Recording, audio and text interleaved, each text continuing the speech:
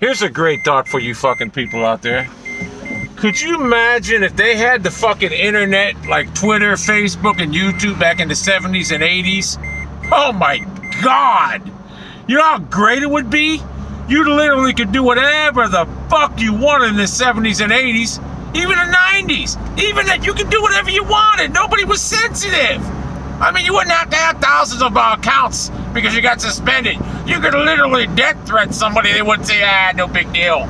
It wasn't frowned upon back when I grew up. It was men. We were men back then.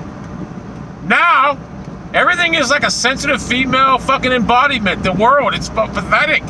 But just think if we had Twitter, Facebook, YouTube back in the 70s and 80s, how great it would be. Oh my God. Social media would be fucking exceptional. Now, you can't even say nothing. You got to worry about going to Facebook jail, Twitter jail. It's an embarrassment.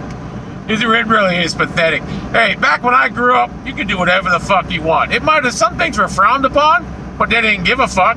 They didn't cancel you.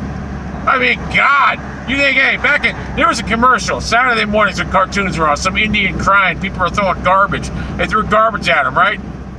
Now, the Indians are crying about a fucking name. The Indians are now called the Guardians, the Cleveland Guardians, because the Indians got sensitive over a fucking name. Oh my God. I can just picture it now. Cleveland Guardians, Guardians of the American League. But no, I don't care about baseball as I care about the Cleveland Browns and football. Like I say, when we win the Super Bowl this year, it will be the biggest thing that's ever happened in Cleveland sports. Trust me.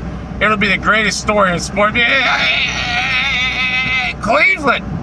The football team is Cleveland. That's all we care about.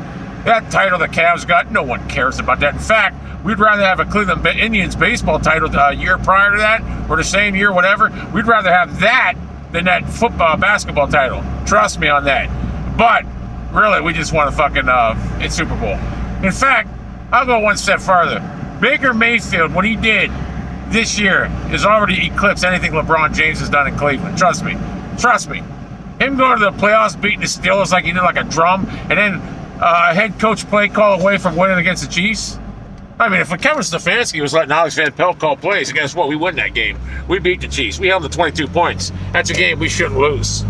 When that defense, as bad as it was, gave up 22 points to KC, you got to win that game. Kevin Stefanski cost us that game. Hey, Kevin Stefanski, I like what he did. He's a great coach, but he's not without his faults. He really had some bad games last year. Bad play calling games, specifically the New York Jets game, where all our receivers had COVID. Baker Mayfield never worked with any of them, but he decides to run the ball 14 times or 13 times with Kareem Hunt and Nick Chubb instead of he passes the ball 63 times instead of fucking running the ball.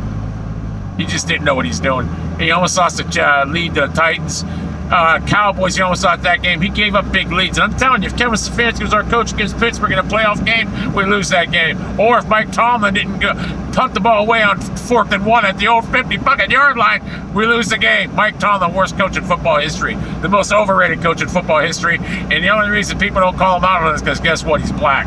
If he wasn't black, they'd be like, this guy's terrible. Honestly, Bill Cowher wasn't even a great coach. Everyone thinks he was. He has one Super Bowl in 20 fucking years, whatever. However, the thing about Bill Cowher is different than Mike Tomlin. He never had a Hall of Fame quarterback with him the whole time he was there. Roethlisberger, his rookie year wasn't even good. He was a game manager at best. Mike Tomlin's had a Hall of Fame quarterback his whole tenure. Hall of Fame defense his whole tenure and hasn't done a fucking thing. So this video has covered just about everything you can cover.